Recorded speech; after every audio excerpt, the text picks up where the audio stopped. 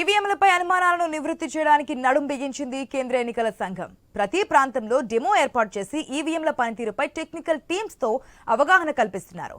ఈవీఎంల డెమోపై మరింత సమాచారం మా ప్రతినిధి కిరణ్ అందిస్తారు.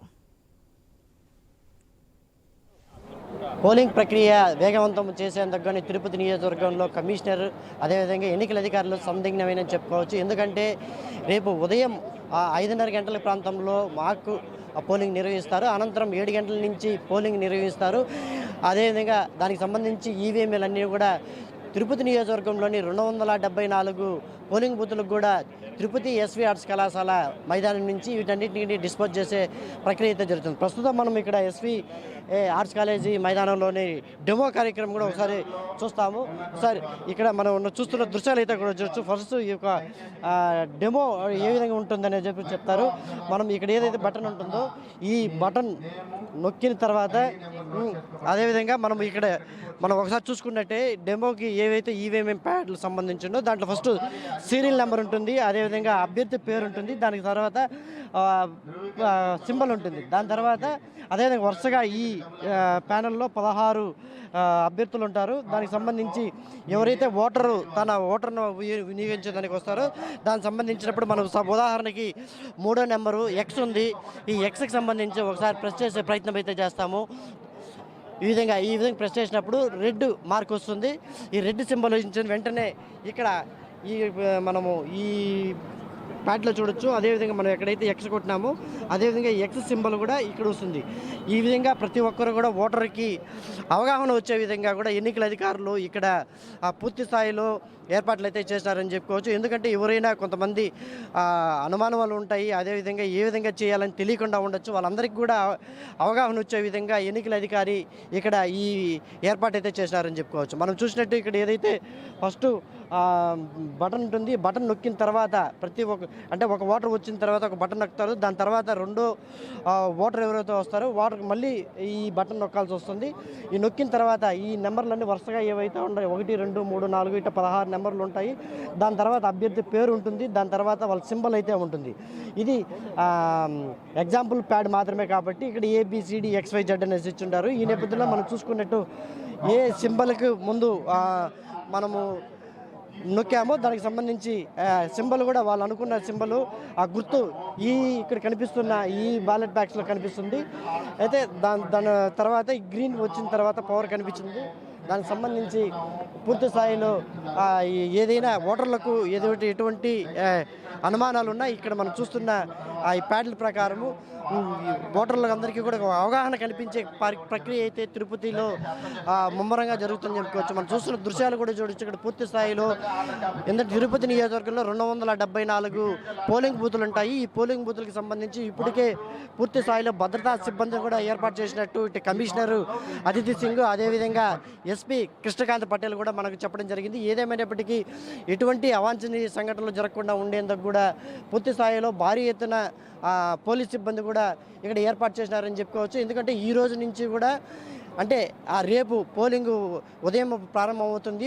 పోలింగ్ ప్రక్రియ ప్రారంభమైన తర్వాత రాత్రి ఏదైతే పోలింగ్ అయిన అనంతరం ఆ ఈవీఎం బాక్సులు ఏవైతే వాళ్ళు భద్రపరుస్తూ కూడా వాటిన్నింటినీ స్ట్రాంగ్ రూమ్లో భద్రపరిచేంత వరకు కూడా వాళ్ళ పోలింగ్ ఏజెంట్ల యొక్క సమక్షంలో జరుగుతుంది. ఇవన్నీ కూడా ఏజెంట్ల అధికారులు ప్రతి ఒక్క బిఎల్ఓలు అదేవిధంగా విఆర్ఓలు అన్నిటి కూడా దీన్ని అక్కడే రేపు రాత్రంతా కూడా ఆ బిఎల్ఓలు ఏవైతే ఉన్నాయో ఇవి సంబంధించి ఎన్నికల అధికారులు ఎవరంటే ప్రతి ఒక్కరు కూడా వాళ్ళకి సంబంధించి ఏవైతే అప్పచెప్పారో ఈ ఈవీఎం బాక్సులకు సంబంధించి అంతా కూడా వాళ్ళ దగ్గరే ఉంటాయి. వాళ్ళందరూ కూడా అక్కడే పడుకోవాల్సి వస్తుంది. ఎల్లుండి పొద్దున వరకు ఎన్నికల అధికారులు కూడా అక్కడే ఉండాల్సిన పరిస్థితి అయితే కనిపిస్తుంది.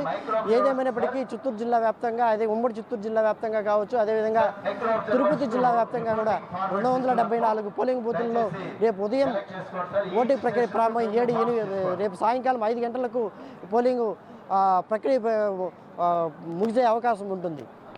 కెమెరా పర్సన్ రాజేష్తో కిరణ్, తిరుపతి నుంచి. తిరుపతి నియోజకవర్గంలో ఎన్నికలు ప్రశాంతంగా నిర్వహిస్తామని ఎన్నికల రిటర్నింగ్ అధికారి అతిథి సింగ్ తెలిపారు. ప్రజలు ఎటువంటి అపోహలు భయాలు పెట్టుకోవద్దన్నారు. స్థానిక పోలీసులతో పాటు కేంద్ర బలగాలు మీకు రక్షణగా ఉంటాయని చెప్పారు. కట్టుదిట్టమైన చర్యలు తీసుకున్నామని ప్రజలందరూ ప్రశాంతంగా ఓటు హక్కు వినియోగించుకోవాలని పిలుపునిచ్చారు. రేపు పోలింగ్ డేకి సంబంధించిన అన్ని ఏర్పాట్లు పూర్తి చేశామంటున్న తిరుపతి రిటర్నింగ్ అధికారి అతిథి సింగ్ తో మా ప్రతినిధి కిరణ్ ఫేస్ టు ఫేస్.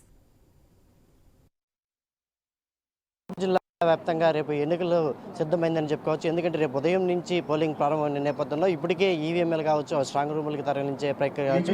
దీనికి సంబంధించి పూర్తి స్థాయిలో ఇక్కడ తిరుపతిలోని ఎస్వి ఆర్ట్స్ కళా మైదానంలో ఈ ప్రక్రియ అంతా జరుగుతుంది. ప్రస్తుతం మనతో పాటు తిరుపతి కమిషనర్ అతిథి సింగ్ గారు ఉన్నారు. మేడం అడిగి మరిన్ని విషయాలు తెలుసుకున్నాం.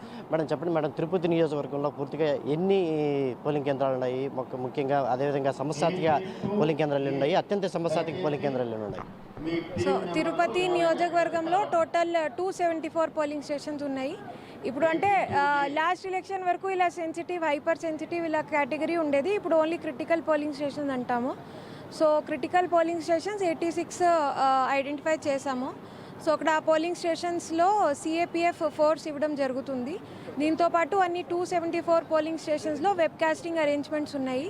సో వెబ్ కాస్టింగ్ లోపల జరుగుతుంది, బయట కూడా జరుగుతుంది. దానికి డైరెక్ట్ ఫీడ్ మనకి ఇక్కడ కంట్రోల్ రూమ్లో వస్తుంది. మనం మొత్తం ఇక్కడే సెటప్ చేసాము. మన టీమ్స్ మొత్తం ఇక్కడ చూస్తూ ఉంటారు. ఇక్కడ ఏదైనా ఇబ్బంది మనం నోటీస్ చేస్తే, ఏదైనా ఇష్యూ నోటీస్ చేస్తే వెంటనే రియాక్ట్ అవుతాం. దీంతోపాటు micro observer, central government employee కూడా 110 పెట్టడం జరుగుతుంది. 110 వీడియోగ్రాఫర్స్ కూడా పోలింగ్ స్టేషన్స్లో ఏర్పాటు చేయడం జరుగుతుంది. మొత్తం మంది పోలీస్ సిబ్బంది ఎంతమంది ఈ తిరుపతి జిల్లాలో ఈ పరిశీలనలో ఉన్నారు? అంటే ఇది సిఏపిఎఫ్ మనకి కంపెనీస్ వచ్చింది. సిఏపిఎఫ్ నుంచి క్రిటికల్ పోలింగ్ స్టేషన్లో హాఫ్ సెక్షన్ ఇస్తున్నారు. దీంతోపాటు మనకి ఈచ్ అండ్ ఎవ్రీ పోలింగ్ స్టేషన్లో సఫిషియెంట్ పోలీస్ స్టాఫ్ మనం ఏర్పాటు చేస్తున్నాము. అంటే రేపు ఉదయం పోలింగ్ స్టార్ట్ అవుతుంది. ఇది మాక్ పోలింగ్ అటువంటిది ఏమన్నా వచ్చే వాళ్ళకి జరుగుతుంది? అదేవిధంగా ఎవరైతే హ్యాండిక్యాప్డ్స్ ఉంటారో వాళ్ళందరికీ ఆ సౌకర్యాలు కల్పించారంటారు మేడం? హ్యాండిక్యాప్డ్స్ కానీ అక్కడికి వచ్చే వాళ్ళకి వీల్ చైర్స్ కానీ అటువంటిది ఏమైనా ఏర్పాటు చేశారు? సో మనకి మాక్ పోల్ రేపు మార్నింగ్ 5:30 నుంచి స్టార్ట్ చేయాలి. ఎవరు క్యాండిడేట్ పోలింగ్ ఏజెంట్ రాకపోతే 15 మినిట్స్ వెయిట్ చేయడానికి ప్రొవిజన్ ఉంది. కానీ 15 మినిట్స్ తర్వాత కూడా ఎవరు రాకపోతే షార్ప్ 5:45 కల్లా స్టార్ట్ చేసేయాలి. దెన్ మన హ్యాండిక్యాప్డ్ పర్సన్స్ సంబంధించి ప్రతి ఒక్క పోలింగ్ లొకేషన్లో మనం వీల్ చైర్ ఏర్పాటు చేశాము. మనకి 274 పోలింగ్ స్టేషన్, 109 లొకేషన్స్లో, 109 లొకేషన్స్లో 274 పోలింగ్ స్టేషన్స్ ఉన్నాయి. సో 109 వీల్ చైర్స్ మనం ఏర్పాటు చేయడం జరిగింది.